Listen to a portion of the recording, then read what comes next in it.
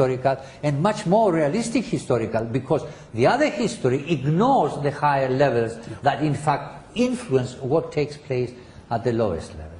That's a brilliant perspective, Professor. Now, let us step back. Thanks to the Indo-European language studies, there has been emphasis on the interactions between India and the regions west of India. That led to the Indo-European linguistics and all that. What would be the nature of interaction of the ancient people of India with the regions east of India? Yes, let me just... For example, I'll give an example. Yes. The largest Vishnu Mandiram of the world is in Cambodia. There are also similar mandirams, temples in Vietnam, Laos, Thailand, even Malaysia, Indonesia. So with this evidence that is overwhelming, even though it may relate to later historical periods, the question that arises in our minds is, if people who quarreled among themselves and killed each other in 2 world wars constitute a European community, can this link of India with the east of India help us create an Indian Ocean community? Well, I don't know if there was an Indian Ocean community. I very much doubt that, and I'll tell you why. Because really, although there is mention of trade, and there is mention of sending people abroad, there's only one reference to Nava Samudriya, you know. Well, I'm not on the Vedic period at all. I'm talking about subsequently. Subsequently. There's no doubt about it. You've got Buddhism scattered all over Asia. I mean, you don't need anything else to prove that the Indians traveled abroad, or at least Indian ideas traveled abroad. Certainly. You also have Sanskrit moving into Southeast Asia, because a lot of the Southeast Asian languages in Malaysia, Indonesia, Cambodia and so on have words of Sanskrit. I mean, the word buddhi, for instance, discrimination and so on, you find buddhi in these languages. Arga, price, you find it in these languages and so on. There are many. There have been studies have been made and they have been collected, and we do know for certain what has happened. Yes, the Indians spread eastward, southward, and they certainly, some of them spread westward. The best example being the Iranians. Doctor, in the course of our discussion, we talked about the Dravidian. I have specific questions to ask on that issue. What type of researches and studies must be done to understand the nature of interactions among the Indian people of the subcontinent, say between the so-called Dravidian areas and the people of the Saraswati Valley or Gangetic Valley? Yes. Were they all completely isolated, or were there interactions? No, I think there must have been an interaction. You can't. People don't live in tight compartments. You have disgruntled people who want to move away from the main body of their own people. So that's one. Then you've got adventurous people. They want to move away. You have traders who will go forth and come back.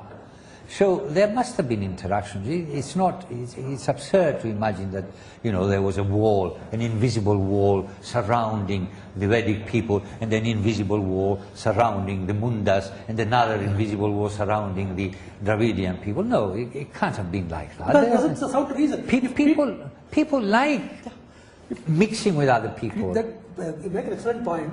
If people from Gujarat would take their textiles into Indonesia, yes, traveling to long distances on the ocean, of course.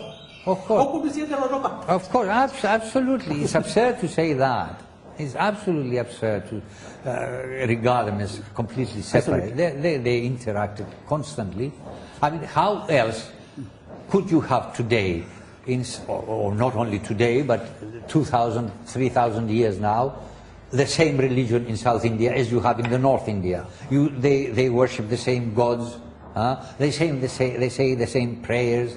They have the same chanting. And in fact, and I shall offend my friends in northern India, the southern Indians have a better command and a better preservation of the ancient recitation than the northern Indians. I mean, as far as I'm concerned, listening to it, I find this much better. Whether it's more correct, I don't know, but it certainly sounds better. So how come about? I mean, obviously there must have been movements here and there. So all this quarreling today, and particularly from the part of the hotheads in the Dravidian camp, who want to abolish all their culture and the origins and roots of their culture, seems to me totally absurd. Professor, it's very clear that Rigveda is perhaps the oldest human document. Absolutely. What message does it have for the present and future generations? Well, the message of Rigveda is, I mean, if you want to boil it down, the message of the Rigveda is very, very simple. It says, realize that in you lives the Godhead. Realize this Godhead and stop thinking of yourself as being something other than this. Help other people. It says that explicitly. Don't seek to amass riches for yourself only. I mean, there is one hymn which says, he who eats for himself alone, he is a selfish man. Fantastic, fantastic. I mean, share what you have. Extraordinary. This is the message of the Rigveda. And this is a universal message. It can be for present and for future. Yes, forever. Forever. It's eternal. Eternal message. It's eternal. Yes. Great, Professor. One last question, Professor. Okay. It's on a personal note. Yes. It's a privilege to have a person like you. What made you, Professor, get so involved with the Vedic studies? Number one. Number two, what are your plans to carry this forward? Well, as I've said in some of my lectures, I started with English literature as a young man. Then I went into economics, political economy it was called then, and philosophy. And in studying philosophy, which I enjoyed, I came across the Upanishads. And I felt in love with the Upanishads. I thought here was something quite out of the ordinary, quite extraordinary, quite unlike anything else. And I wanted to learn more about it. I read different translations and was dissatisfied because one said one thing, another said another thing, and so on. So I decided to learn Sanskrit in order to be able to read the Upanishads. And I did this. I got carried away by the other beauties of Sanskrit languages, like the dramatic works of Kalidasa and so on, Dandin and Harsha and the other great writers of Sanskrit. But I always returned to the Upanishads. And from the Upanishads, eventually, about 10, 12 years ago, I turned to the Rigveda itself, because I had omitted the Rigveda, and I found that what's in the Upanishads is already in the Rigveda. So I thought, that's splendid. And so I turned to Vedic studies, and in fact, abandoned the epics and the classical period by and large. The future is really to promote the basic message of the Vedic tradition, which is this unity and this opening out to the unity of mankind and the unity of man with God, and to promote this as much as possible.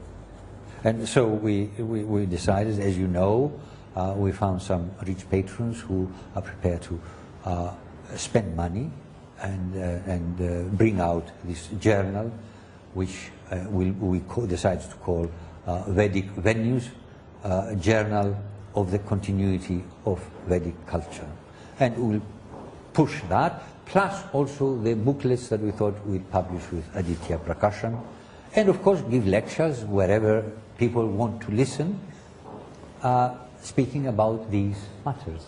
This journal will be open for contributions from all scholars from all disciplines? From all disciplines, so long as they are somewhat related to the Vedic tradition. I mean, we don't want people writing about Muslim ideas. I mean, if they are related to the Vedic tradition, if they find parallel thoughts in Islam, in the Quran, that a parallel to the Rig Veda, certainly we will publish that. Yes, there's nothing, no holds barred.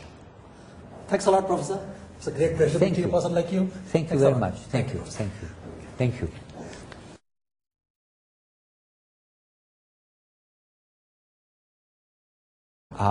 Because really, although there is mention of trade and there is mention of sending people abroad, there's only one reference to Nava Samudriya, you know. Oh, I'm not on the Vedic period at all. I'm talking about subsequently. Subsequently. There's no doubt about it. You've got Buddhism scattered all over Asia.